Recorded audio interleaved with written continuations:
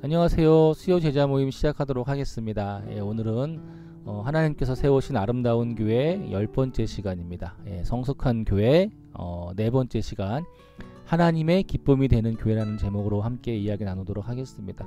이번 주 추수감사절인데 여러분들 잘 준비하고 계시는지 모르겠습니다. 날씨도 좀 추웠다가 좀 풀렸죠? 여러분들 한 주 동안 잘 지내시기를 기도하겠습니다. 네, 말씀을 읽고 시작하도록 하겠습니다. 오늘 말씀은 에베소서 5장 8절에서 10절에 있는 말씀입니다. 네, 읽겠습니다. 너희가 전에는 어둠이더니 이제는 주 안에서 빛이라. 빛의 자녀들처럼 행하라. 빛의 열매는 모든 착함과 의로움과 진실함에 있느니라. 주를 기쁘시게 할 것이 무엇인지 시험하여 보라. 아멘. 네. 여러분, 우리가 아이를 낳고 아이를 키우는 것은 참으로 어려운 일입니다. 우리가 아이가 태어나면 요즘은 갓난이 때부터 아이를 유치원이나 어린이집 같은데 이렇게 맡기는 부모들도 있지만, 보통의 엄마들이라면 아이를 돌보기 위해서 적어도 3년 정도는 꼼짝없이 자기의 삶을 아이에게 투자해야 되는 것이죠. 그래서 이제 산후 우울증이나 이런 것들이 오는 분들도 계시긴 하는데, 그래서 한 3년 정도, 그렇죠. 보통 우리가 아이가 3살이나 4살 때부터 어린이집을 다니지 않습니까? 그때까지는 아직 꼼짝없이 하여튼 아이와 함께 지내야 되는 거예요. 그러니까. 근데 아이가 조금 자랐다고 해서 끝나는 것은 아니죠. 그렇죠. 갓난아이처럼은 아니지만 계속적인 아이는 돌봄이 필요하고, 아이 교육을 위해서 많은 돈을 소비해야 할지도 모릅니다. 제가 우리 아이들 키워보니까 그래도 초등학교 고학년이 될 때까지는 엄마의 손길이나 이런 것들이 많이 필요하더라고요. 하지만 그럼에도 불구하고 이제 많은 부모님들이 아이를, 첫째를 갖고 둘째를 갖고 이런 이유가 무엇입니까? 아까도 얘기했지만 심지어 한 명이 아닌 둘 셋씩 이렇게 낳는 이유가 뭡니까? 그러니까 연년생으로 막 애를 낳다 보면은 그러니까 한 10년, 10여 년을 그냥 꼼짝없이 엄마는 아무것도 못하고 아이만을 위해서 살아야 되는 경우들도 있어요. 그럼에도 불구하고 그렇게 하는 이유는 어쩌면 그 이유가 바로 아이가 주는 어떤 그런 기쁨 때문이지 않을까라고 하는 생각들을 해보게 되어집니다. 아이를 키우는 것은 정말 힘들어요. 정말 힘든 일입니다. 고된 노동입니다. 하지만 아이가 주는 기쁨은요, 그것을 모두 보상받을 만큼 큰 기쁨인 것 같아요. 그래서 대부분의 엄마들이 그런 것 같습니다. 아이를, 첫째를 낳고 막 키우는 게 너무 힘들잖아요. 너무 힘들어가지고 막 그러다가도 아이가 한 20개월 정도? 20개월에서 25개월 정도 이렇게 되는 그 사이가 정말 이쁘거든요. 아이는 딸이면 더 이쁘죠. 그죠? 그래서 그때 이렇게 아이가 막 엄마에게 기쁨을 주고 애교도 부리고 그런 모습을 보면서 둘째 낳는 걸 결심을 한다고 얘기를 하더군요. 그게 이제 그런 거죠. 그런 기쁨 때문에 아이를 낳게 되는 이유인 것 같습니다. 특별히 아이가 자라면서 부모님을 기쁘게 하는 모습이라면 아마도 아이에게 투자한 시간과 물질이 하나도 아깝지 않을 것이다 라는 생각들이 들어요. 그렇게 부모님들은 아이들을 보면서 기쁨을 얻고 사랑으로 보살피고 아이들도 부모님을 기쁘게 해드리고 싶은 마음을 갖는다면 이런 것들이 잘 균형을 이루어서 그런 가정에서는 그런 가정에서 자란 아이들은 심리적으로도 안정된 모습이 될 것이라는 생각을 좀 해보게 되어집니다. 그리고 부모 자녀 관계가 아름답게 유지될 것이고 건강하고 성숙한 가정을 이루게 되겠죠. 그래요. 이거 보이십니까, 여러분? 이게 잘 안 보이실 수도 있는데, 오래전에 저희 부부가 이제 결혼 13주년의 기념일에 있었던 일입니다. 그날 아이들이 결혼 기념일을 축하해 준다고 엄마 아빠 몰래 아래 사진과 같이 준비한 거예요. 그때 우리 아이들이 초등학생이었어요. 우리 이제 예원이가 한 초등학교 6학년, 그리고 희원이가 한 3학년쯤 되었을 것 같아요. 별건 아니었으면 아이들이 우리에게 큰 기쁨을 주는 일이었습니다. 이렇게 결혼기념일이라고 이렇게 과자도 자기네들이 만들고 이렇게 편지도 쓰고 여기 사진도 이렇게 넣어갖고 부부 사진을 넣어갖고 이렇게 만들었더라고요. 그리고 이제 여기 보면은 여러분 1,000원하고 10,000원을 이렇게 테이프로 붙여갖고 1,000,000원을 만들어서 각각 1,000,000원씩 엄마 아빠한테 돈을 주었던, 진짜 나중에 이제 우리 아이들이 커가지고 정말 이 1,000만 원을 정말로 엄마 아빠한테 줄 수 있는 그런 능력자들이 되기를 저는 소망해 봅니다. 어쨌든 간에 참 기쁨이 되는 이런 것 때문에 아이 키우는 재미가 있는 것 같아요. 그죠? 여러분, 이와 마찬가지로요, 성숙한 교회는 하나님의 보살핌과 사랑 안에서 하나님께 기쁨을 드리는 교회가 되어져야 합니다. 이것이 이제 1차적인 교회의 목적인 거예요. 사람에게 기쁨을 주는 교회가 아니라 하나님께 기쁨을 드리는 교회가 되어져야 한다라고 하는 것이죠. 예배와 기도 그리고 봉사와 섬김, 이 모든 것이 이 교회 안에서 있어지는 모든 모습 속에서 우리는 주를 기쁘시게 할 것이 무엇인지를 항상 생각하고 시험해 보아야 한다라고 하는 것이죠. 그게 오늘 말씀이죠. 5장 10절에 나왔던 주를 기쁘시게 할 것이 무엇인가 시험하여 보라. 그죠? 교회는요, 세상 속에서 세상과 호흡하고, 이게 세상 속의 교회죠. 살고, 또한 세상과 구별된 모습으로 정체성을 지키는 모습이어야 하지만, 좀 더 근본적인 교회의 목적은, 이 모든 것을 포함하는 근본적인 교회의 목적은 바로 하나님의 기쁨이 되는 모습이어야 합니다. 그러니까 뭡니까? 세상 속에 살면서도 하나님의 기쁨이 되어져야 하고, 세상과 구별된 모습으로도 하나님께 기쁨이 되어져야 하는 것이죠.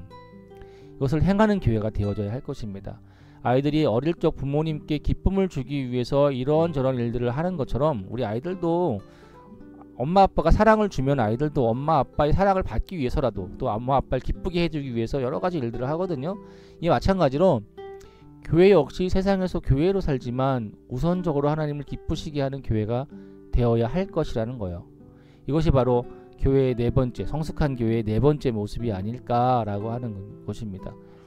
우리가 사람에게 기쁨을 주기 위해서, 사람들이 많이 모이게만 하기 위해서, 사람들만을 위해서 그 입맛에 맞추기만 위해서 교회를 운영한다면 그게 교회입니까? 그냥 그거는 그냥 공동체, 그냥 동호회죠. 우리가 첫 번째는 그거예요. 사람을 기쁘게 해서 하는 것도 중요하지만 우선적으로 우리의 모습을 통해서 하나님을 기쁘시게 해드리는 모습이 있어야겠다라고 하는 것이죠. 제가 예전에 전도사 할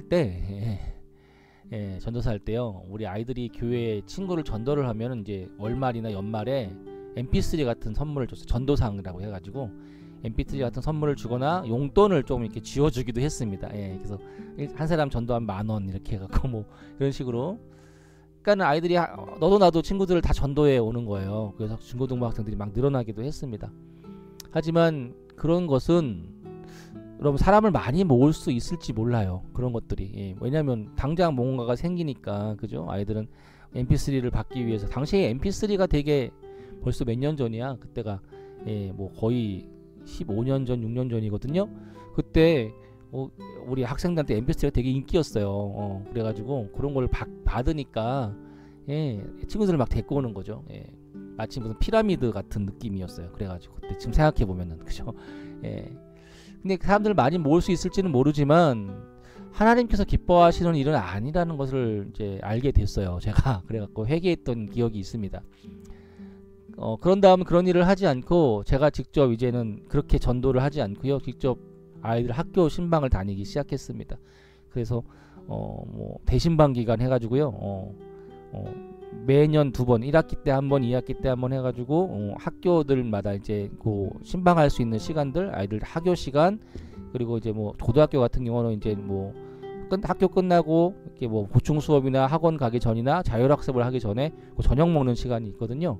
그 시간을 이제 좀 그 짜투리 시간들을 활용을 해서 아이들이, 제가 이제 저녁에 봉고차를 직접 몰고 아이들 직접 신방을 다니면서 전도했던 기억이 있어요. 오히려 그게 더 효과적이었어요. 근데 여러분, 이 시대 수많은 교회의 모습 속에서 사람들에게 인기를 끌거나 사람들을 많이 모을 수 있는 방법으로 변화되어지는 것들을 좀 보게 되어집니다. 교회의 모습 속에서.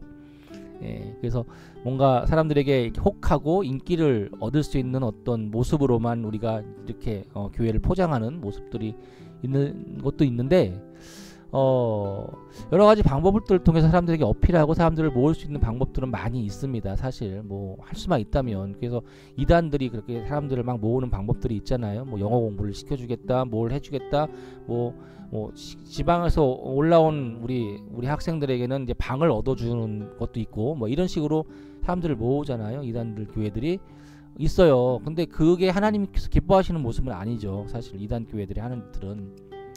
그래서 우리가 그런 방법들은 많이 있어요. 참 좋습니다. 그런 지혜가 있어야 되겠죠. 우리 안에서 우리가 그런 지혜를 가지고 교회를 운영해야겠지만, 하지만 먼저 우선시 되어져야 될 것들이 뭐냐면 그것이 하나님 앞에 우리가 기쁨이 되어지는지를 한번 생각해 봐야 된다라고 하는 거예요. 제가 그냥 그저 아이들을 전도하기 위해서 mp3를 사주고 용돈을 쥐어주고 이랬던 것처럼 어쩌면 그게 사람들은 모을 수 있는 방법이었을지는 모르지만 하나님께서 기뻐하시는 모습은 아니었다라고 하는 것이죠.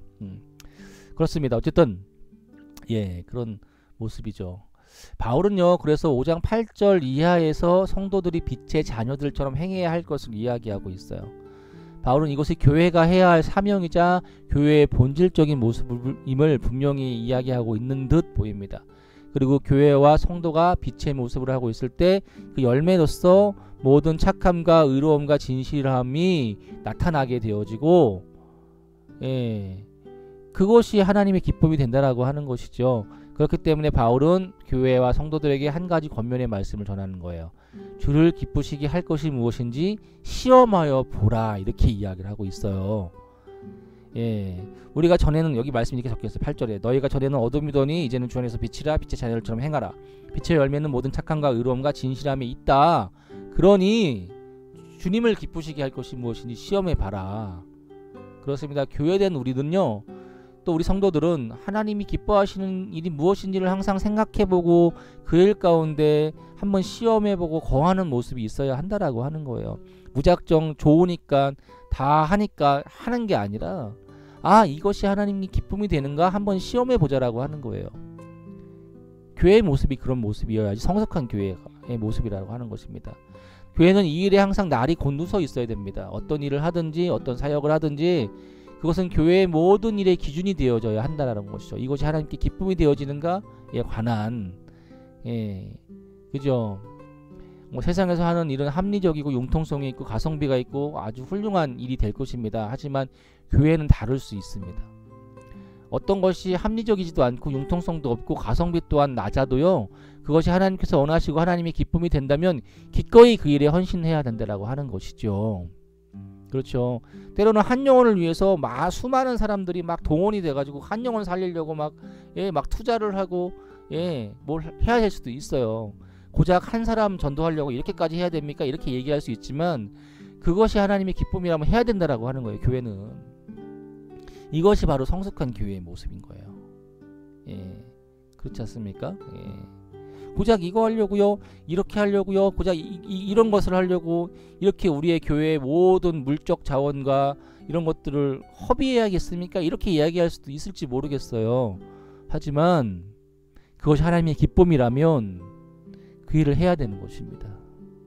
그래서 계속 우리는 그 하나님의 기쁨이 되는 일에 대해서 시험해보는 그런 자세, 태도, 이런 것들이 필요한 거죠. 이게 성숙한 교회다. 바울은 교회가 열매 없는 일에 참여하지 말라고 합니다. 너희는 열매 없는 어둠의 일에 참여하지 말고 도리어 책망하라. 11절에서 이렇게 이야기를 합니다. 그것은 빛의 열매를 이야기하는 거예요. 곧 착함, 의로움, 진실함이 바로 빛의 열매잖아요. 이것이 빛으로 사는 사람들의 특징이에요.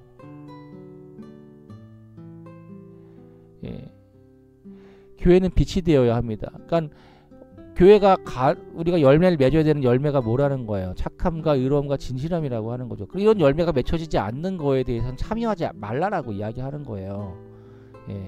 그래서 은밀한 모습이 아닌 세상에 투명하게 드러나 있어야 되고 그 힘으로 선한 일들을 도모해야 됩니다. 이 성숙한 교회는 그렇게 하나님의 기쁨이 되는 거예요. 그러니까 여기 13절에서 이렇게 이야기를 하죠. 우리 오늘 에베소서 말씀 5장 8절에서 14절까지의 말씀인데 사실은 13절 여기 성경 한번 읽어보세요. 이렇게 이야기합니다. 그러나 책망을 받는 모든 것은 빛으로 말미암아 드러나나니 드러나는 것마다 빛이니라. 이렇게 이야기하죠. 그럼 뭐예요? 교회가 투명하게 드러나 있어야 된다라고 하는, 우리 교회, 그래서 요 말씀이 사실 우리 교회의 가장 중심되는 말씀 중에 하나예요. 맑음 교회, 여러분들 뭐 아시겠지만 우리 맑음 교회가 뜻이 무엇입니까? 투명한 교회거든요. 투명하게 드러나는 교회. 모두가 봤을 때 맑아서 그냥 들여다봐도 다 보이는 교회, 이게 바로 맑음 교회의 모습이거든요. 그래서 저는 맑음 교회라는 이름을 지을 때 그런 의미로 맑음 교회라고 지었습니다. 모든 착함과 의로움, 진실함, 열매가 있을 때 투명하게 드러난들 뭐가 문제가 되겠습니까? 그렇죠? 그래서 14절에서 이렇게 이야기하죠. 그러므로 이르시기를 잠자는 자가 깨어서 죽은 자들 가운데 일어나라. 그리스도께서 너희를 비추시리라 하셨느니라. 그 빛 가운데 비춰질 때 투명하게 드러날 수 있는 그런 교회의 모습, 얼마나 아름답습니까, 여러분? 그죠? 그 힘으로 선한 일을 도모해야 된다. 성숙한 교회는 그렇게 하나님의 기쁨이 되는 교회다 라고 하는 것이죠.